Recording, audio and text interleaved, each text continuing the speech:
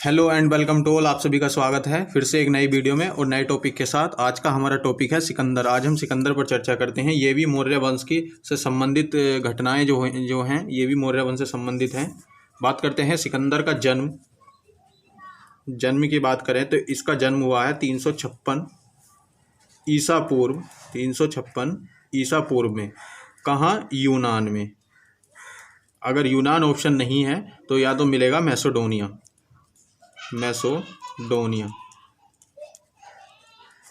या मिलेगा पेला में। और बात करें सिकंदर के पिता का नाम।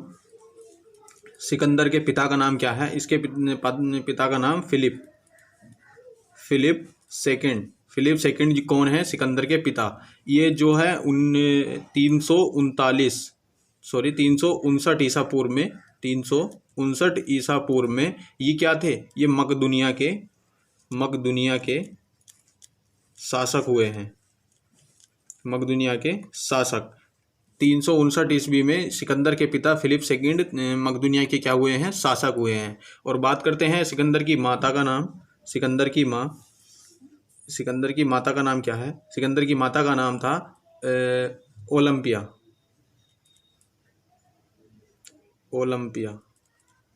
ओलंपिया कौन है? ये सिकंदर की माता है। और बात करें सौतेली माता, इसकी सौतेली माता भी हुई हैं सौतेली माँ। तो सिकंदर की सौतेली माता का नाम क्या है? इसकी सौतेली माता का नाम है क्लेओपटेरा। क्या नाम है? क्लेओपटेरा। ये क्लेओपटेरा कौन है? ये सिकंदर की माता हैं। और बात करें कि सिकंदर कितने बहन भाई थे? सिकंदर 6 बहन भाई थे। और मैं बात करूं कि सिकंदर की सौतेली माता से भी पुत्र जन्मे हैं और सिकंदर की सहोदर जो बहन हुई है, सिकंदर की सहोदर बहन का नाम क्या है? इसकी जो बहन हुई है वो है रेजेंट कौन है? ये सिकंदर की सहोदर बहन है। और बात करें सिकंदर के पिताजी की मृत्यु कब हुई है? तो इसके पिता की मृत्यु सिकंदर के पिता की मृत्यु कब हुई है? तो 335 ईसा पूर्व में इसके पिता की मृत्यु हो जाती है। और बात करते हैं जब सिकंदर छोटा था तो फिलिप सेकंड ने सिकंदर को सिखाने के लिए गुरुओं की शिक्षा प्रदान करने के लिए गुरुओं की सहायता ली। तो सिकंदर के गुरु का नाम क्या है? सिकंदर के गुरु का नाम अरस्तु है। और क्वेश्चन आ जाए कि अरस्तु के गुरु कौन है? तो अरस्तु के गुरु प्लेटो हुए हैं। मालूम कर लो कि प्लेटो के गुरु का नाम क्या है? तो प्लेटो के गुरु का नाम सुकरात है। सिकंदर का गुरु अरस्तु का गुरु प्लूटो का गुरु सुकरात। ये गुरुओं की सीरीज है, वेरी इंपॉर्टेंट है। और अगर मैं मालूम कर लूँ, ये जो सुकरात हैं इन्होंने सिकंदर को क्या दी है? शिक्षा दी है, यानी कि शिक्षा दी है अरस्तु ने। और मैं बात करूँ कि सिकंदर के दिली गुरु कौन हुए हैं? तो सिकंदर के दिली गुरु, जो दिल में गुरु मानता था सिकंदर, वो कौन थे? दिली गुरु, उनका नाम दिली गुरु जो थे हरक्यूली और साइरस। हरक्यूली और साइरस ये 2 व्यक्ति ऐसे हैं जो कौन है? योद्धा। ये क्या हैं? योद्धा हैं, जो सिकंदर इन्हें अपने दिल में गुरु मानता था। शिक्षा वाले गुरु हुए हैं अरस्तु, और जो योद्धा वाले गुरु हुए हैं ये साइरस और हरक्यूली। और मालूम करो कि जब अरस्तु इन्हें शिक्षा देते थे तो ये वहाँ से भाग जाता था, सिकंदर भाग जाता था। क्यों? क्योंकि यह एक विद्वान नहीं बनकर एक योद्धा बनना चाहता था, यानी विश्व विजेता बनना चाहता था। तो ये हरक्यूली और साइरस ये 2 योद्धा हैं, इन्हें अपना दिली गुरु मानता था। और बात करूँ कि इसकी पत्नी का नाम, सिकंदर की पत्नी का नाम क्या है? सिकंदर की पत्नी का नाम क्या है? सिकंदर की पत्नी का नाम रोगजाना और दूसरी पत्नी हुई है रुखसाना। रोगजाना और रुखसाना ये कौन है? ये सिकंदर की पत्नियां हुई हैं। और बात करें कि जो ये हरक्यूली और साइरस ये कौन थे? ये योद्धा थे। और ये साइरस वही हैं ये साइरस कौन है? ये साइरस वही है जिसने भारत पर पहला असफल आक्रमण किया था। मैं बात करूं कि भारत पर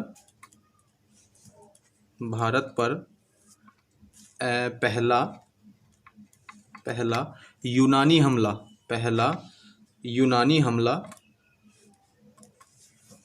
ये पहला यूनानी हमला सबसे पहले किसने किया था? साइरस ने किया था, जो क्या था? असफल था। जो ये आक्रमण क्या हुआ? असफल हुआ। और बात करें कि क्वेश्चन बनता है कि भारत पर सबसे पहले यूनानी हमला किसने किया है? तो साइरस ने किया है, जो असफल था। भारत पर सबसे पहला यूनानी हमला साइरस ने किया है, जो असफल था, और ये यूनानी के थे। तो डेरियस। और मैं बात करूं कि सफल हमला कब हुआ या किसने किया? तो सफल हमला यानी पहला यूनानी सफल हमला किसने किया? तो डेरियस फर्स्ट ने जो है यूनानी हमला भारत पर सफल हमला किया था। और ये डेरियस सेकेंड, डेरियस थर्ड वो हुआ है जिसने अशोक को लिखने की शिक्षा बताई है या लिखना सिखाया है। और बात करें कि जब ये है योद्धा बन जाता है, यानी कि 335 क्वेश्चन बनता है कि सिकंदर गद्दी पर कब बैठा? तो 335 ईसा पूर्व गद्दी पर बैठा। जो उस समय इसकी आयु 20 वर्ष थी। 20 वर्ष क्या थी? आयु थी इसकी, जो 335 में यह गद्दी पर बैठा। और सिकंदर के पास कितनी सेना थी? तो सिकंदर के पास सेना की बात करें हम, इसके पास सेना कितनी थी? तो 30,000। ये 30,000 कौन थे? पैदल थे। 30,000 पैदल सेना थी। और 5,000 सेना जो है घुड़सवार थी। सिकंदर के पास 30,000 पैदल और 5,000 घुड़सवार थे। और बात करें सिकंदर का घोड़ा वेरी इंपॉर्टेंट है। इसके घोड़े का नाम क्या है? सिकंदर के घोड़े का नाम बहुकेफला है। बहुकेफला है। और झेलम नदी के तट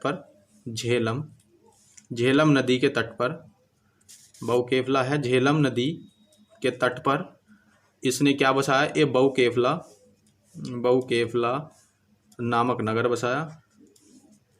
क्या बसाया? नगर बसाया। और यूनानी भाषा में इसे बुकाफेला कहा गया है। और भारतीयों द्वारा ये बहुकेफला कहलाया है, और यूनानियों ने इसे क्या कहा है? बुकाफेला। इसने अपने घोड़े के नाम पर झेलम नदी के तट पर एक क्या बसाया है? नगर बसाया है। और मैं बात करूं कि सिकंदर का भारत विजय अभियान, सिकंदर का भारत विजय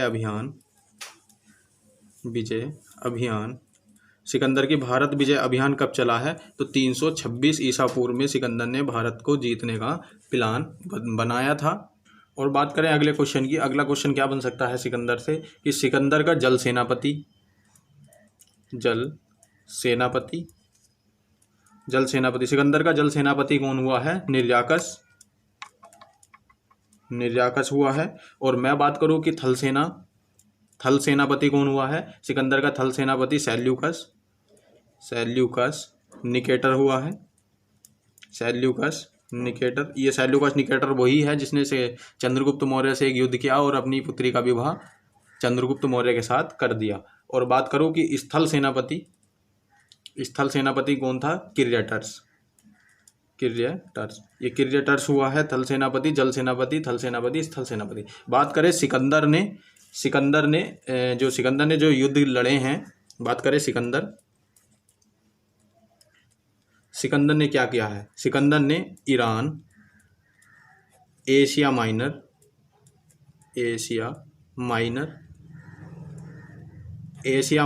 ईरान और सीरिया और मिस्र, इन चारों देशों को विजय किया। यानी कि इन चारों देशों को क्या कर लिया? इसने जीत लिया। युद्ध करके, इनका हमला करके इन चारों देशों पर अपना कब्जा किया। उस समय ईरान का राजा कौन था? ईरान के राजा की बात करें तो डेरियस थर्ड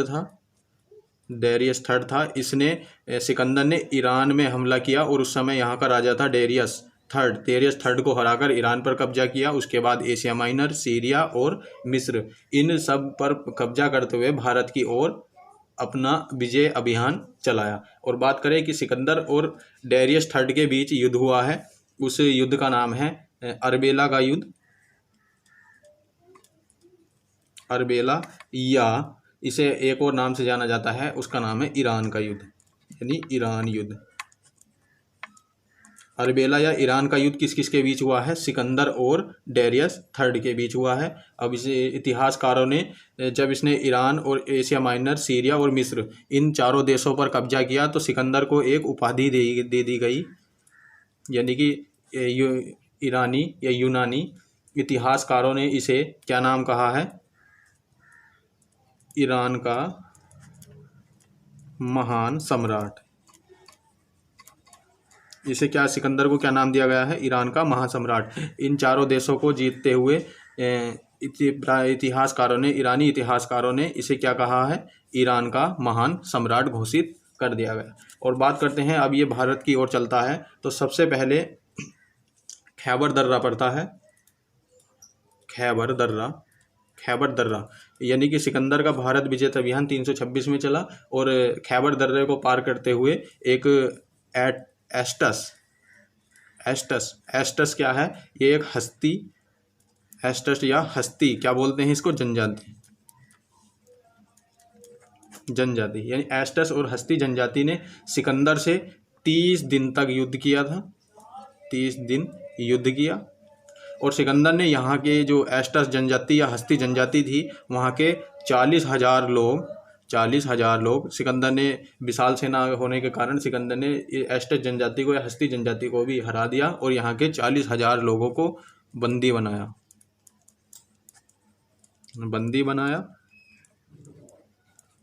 और जब यहाँ से ही विजित हो गया तो अगला युद्ध होता है भारत आते हुए मशक का युद्ध।